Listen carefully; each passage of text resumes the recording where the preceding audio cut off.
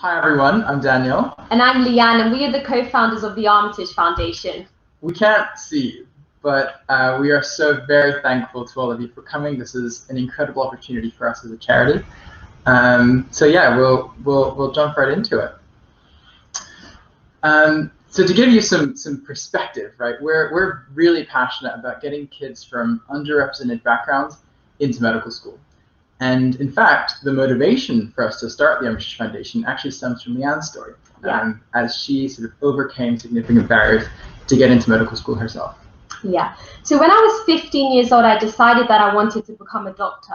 However, I came from a family of zero medics. I grew up in a single parent home and a council estate, and my mother didn't really understand how to navigate the higher education system. So there were significant barriers that I needed to overcome to make this a reality. And in spite of this, I managed to secure 10 A stars at GCSE. I was then awarded a bursary for sixth form. I got the A-level grades that I needed, the necessary work experience. And yet on applying to medical school, I was still rejected. However, I didn't give up. I decided to reapply and I was successful. And when I started studying medicine, I actually teamed up with Daniel to create a program to help students just like me. And it's been a very busy few years, but I'm finally a junior doctor working for the NHS. Exactly. But it's not just Leanne who's faced these barriers. In fact, half of UK schools don't produce a single medical applicant. And the reason for this is that students from underrepresented backgrounds often don't even realize that medical school is an option for them, typically because they don't have medical role models in their lives, or they see medicine as something for rich kids. And even the ones that do aspire to medical school often don't have the resources to get in. For example, they find that they can't get the requisite work experience that you need, or medical work experience, in order to apply. And with the educational impact of COVID-19, this disparity is only set to worsen. And this lack of diversity across the medical field is a critical issue, because for the NHS needs to be a reflection of the diverse society that it serves. And in doing so, health outcomes for patients will be better. Our solution to this problem is a long-term intervention with 3 different programs that are each designed to address a different need in a student's educational journey.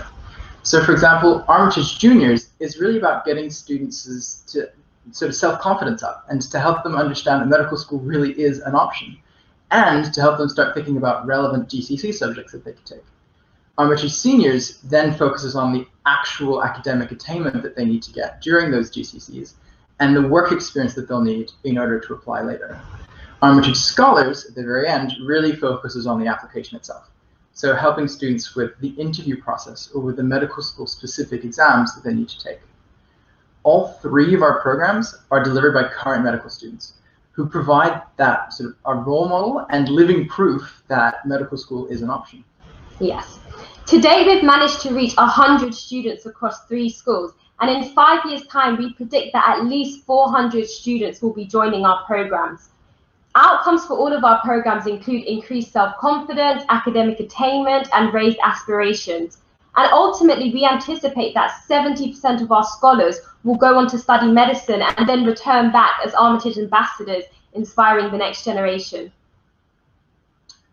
Most medical schools already have wine and participation programs. They look a lot like the picture on the left, where they reach a lot of students, but only briefly for a day or a week. And this approach plants a seed, but then fails to nurture it. Our approach, pictured on the right, is to work with those universities on their existing programs, but to focus on fewer students over a longer period of time, because we've seen that that helps them be more likely to actually get into university. And in fact, other organizations have already proven that a long-term model like this works, like the Brilliant Club or Generating Genius. But these programs are typically focused more broadly on STEM subjects. And we know that a medical-specific program is needed because the barriers to entry for medicine are actually even higher than for STEM subjects like physics or maths. Our business model is actually designed to be inherently self-funding because the program costs that we have are completely covered by the universities and schools that we work with. And this is because we're building on programs that already exist at those universities.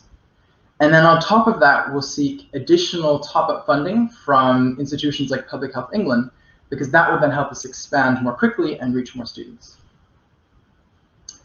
And this is where you come in. We, in order to work with these kinds of institutions, needs to build up a track record, because often these institutions can only work with teams that have that track record.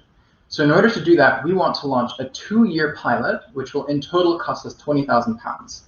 So raising £10,000 today would get us halfway there. And it would help us kickstart that virtuous cycle and fully unlock our potential as a charity.